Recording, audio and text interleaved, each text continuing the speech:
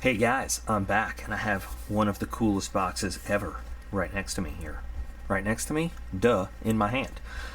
So this is something I have wanted to look at for a long time. We've got a Demko AD 20.5. Yeah. Now this just sort of fell into my lap. This guy right here, I actually was able to purchase from a viewer from EDC's Nuts. It's just funny to say. But it just right place, right time. This is actually, so this wasn't bought for me. So I purchased it from him for Dave. So this is actually Dave's knife. But it all lined up at the right place at the right time. After taking a look at this, I absolutely have to get one of these for myself. But this is one of the most sought after knives of the year. When these things dropped on Blade HQ, they were gone in minutes. And so this is not, I have these cold steel Demkos just to sort of compare size and weight and shape and stuff. Now there's an AD 20, which is bigger. The 20.5 is a smaller kind of model of it, but this is actually from Demko. This is not a cold steel Demko product, unlike the AD 10 we have here in the AD 15. There are also Demko custom versions of these knives that are way more expensive than what you get from cold steel, but like the cold steel versions, this knife is actually made in Taiwan. So the good China. First of all, on the pouch you get the cool shark lock patch here, nice vinyl patch. And shark lock is like the new locking system. Demko makes these great locking systems that, you know, they're unbelievably almost fail-proof. And in here you get a left-hand clip if you choose to do that, and you get there's actually two pockets in here, very nicely kind of fleecy lined.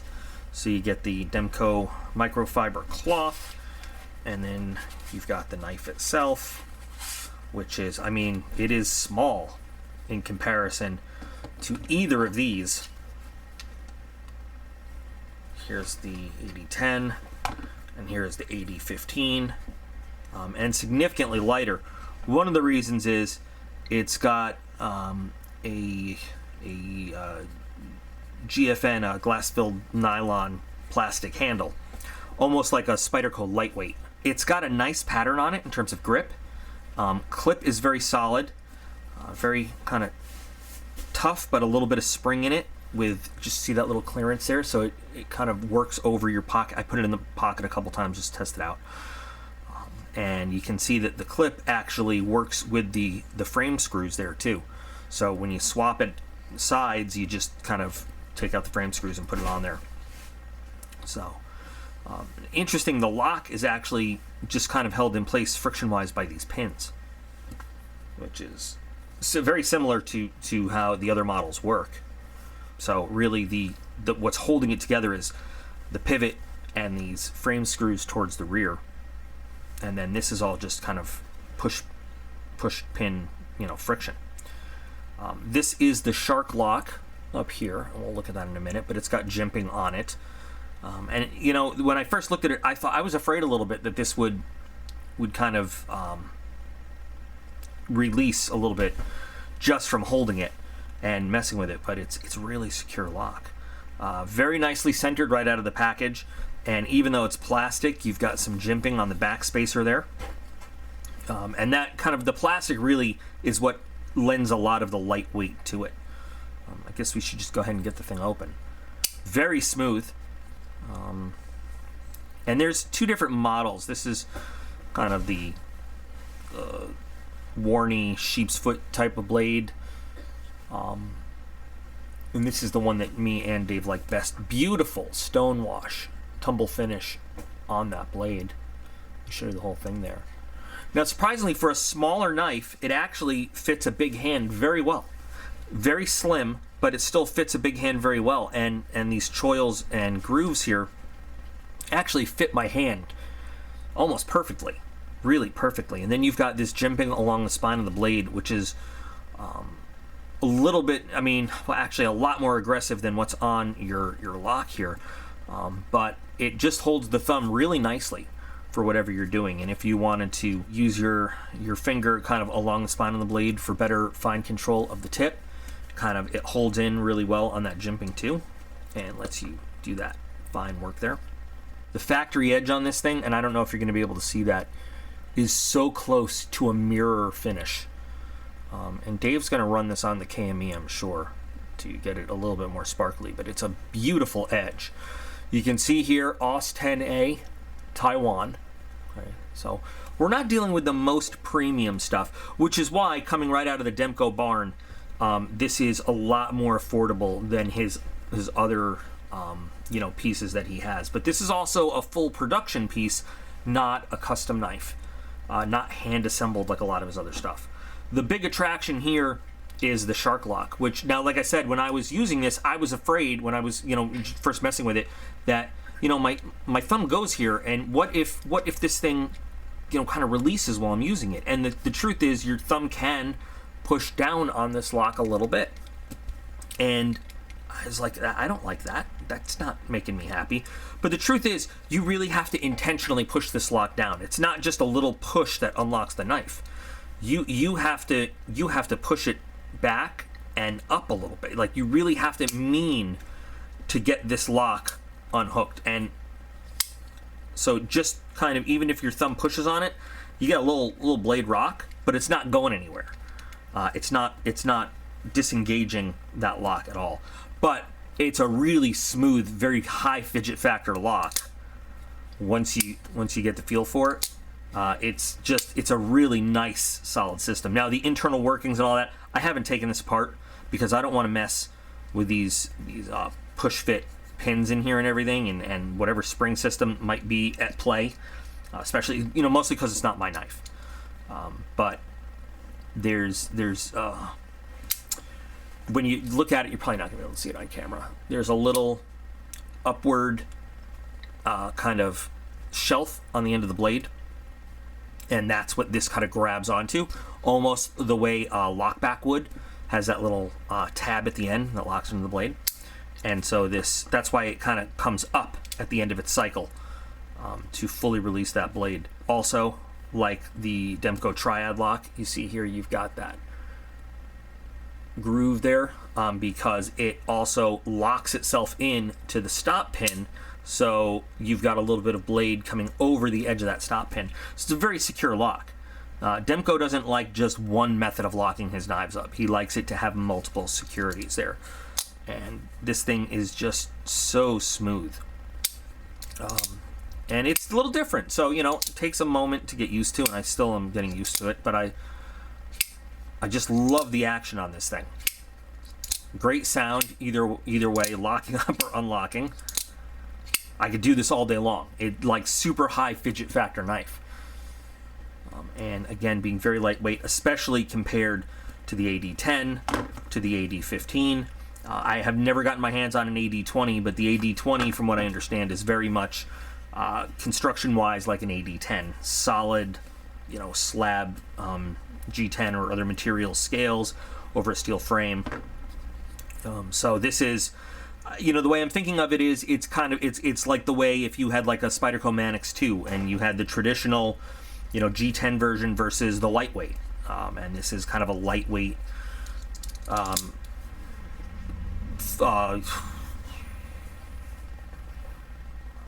And this is a lightweight plastic scale, streamlined version of a Demko design, which is nice. And I honestly, I don't have any problem with the Manix 2 lightweights. I actually like them. And I also like the full G10 version. So I imagine that, when I think about this, I like this. This is a nice design knife. The ergonomics are good. The finishing is excellent, fit and finish all the way around. I haven't tested the edge on this thing out yet. Let's give it a go. A little curly cues. I love a blade that can make you the little tiny curly cues.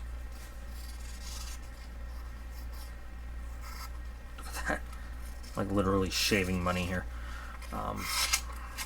This is gorgeous edge finishing. 550. The Joker.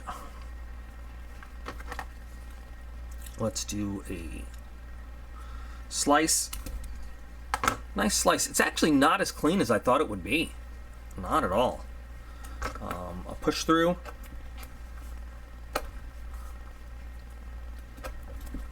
Yeah, that's very clean and does a little poppy motion where it kind of just pushes it through. Let's do the pull through.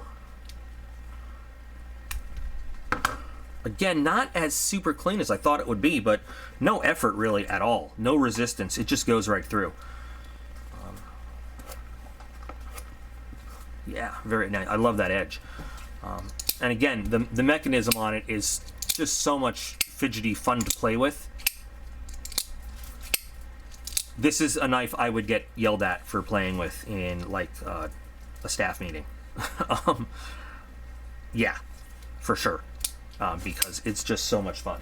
Really cool design, really cool knife, and again, hard. It's hard to get your hands on right now. I'm really lucky that EDC's had one available, and you know, if I had the funding available, it would have been mine. I didn't want to let the opportunity go, so when I realized I wasn't going to have the money myself, I let Dave know, and he immediately PayPal'd me so I could get the knife for him. So at least it's in the family, you know what I mean? I have to get one of these for myself though. I would, and it wouldn't be a collection queen either. I would carry it for sure. This is, I think, a really nice EDC blade. Definitely not in the budget blade category, but you know, Demko is a great designer. I love all of the blades that I've seen from him. Not just the ones I have, but you know, the ones that I've gotten a chance to sort of look at and admire. So this thing is gorgeous, very much gorgeous. The action is incredible with this shark lock. It's just such a smooth design, and it's so, I mean, he even put jimping on the front face of the lock for your finger. It's so natural feeling is what I'm looking for. That's the word I'm looking for. It's just a natural feeling because you just move your finger right there. You barely shift your hold on the knife. And it's great. I love it. I absolutely love it. And he's right here in Pennsylvania. He's local. He's not very far from me. I would love to get a tour of his shop one day. Would be amazing. Absolutely worth the money if you can get your hands on one. 100%. And the thing is, it's also, even though it's coming right out of it's a direct Demko knife. It's not like a collaboration with one of the larger production companies. I know it is out of reach for a lot of people, but it's not out of reach for. It's not like a $500-600 knife. You're gonna find it in the $150 to $200 range, which I know is a big expense for a lot of people, but for a whole lot of people in the knife community, that's a doable price. And I really believe that this is highly worth it. So as soon as another one comes my way, I'm gonna make sure I can get my hands on it, because it's it feels natural. The action is great. I cannot say enough good things about this knife. I've wanted one for myself for a long time. I'm just happy I can show it to you guys. So, what do you guys think? Anybody out there with one want to share some pocket time stories about it, or getting a close-up look at it? Anybody kind of wowed by what it is, or on the opposite side, anybody a little bit disappointed seeing what it is up close? Not what you expected. I'd love to hear from all you guys, all your opinions on it. Big thanks to EDC's Nuts for making it available. I'm not sure when I'm handing it over to Dave. He's got a little bit of cold right now, but I know he wants it. I know he wants to get his hands on it right away. So I'm sure I'll be seeing him in the next couple of days. So anyway, guys, man, this is so sweet. Everything about this I love. So Looking forward to hearing from you in the comments. And remember that you are all absolutely awesome. I appreciate every single one of you. And I will be back again real soon.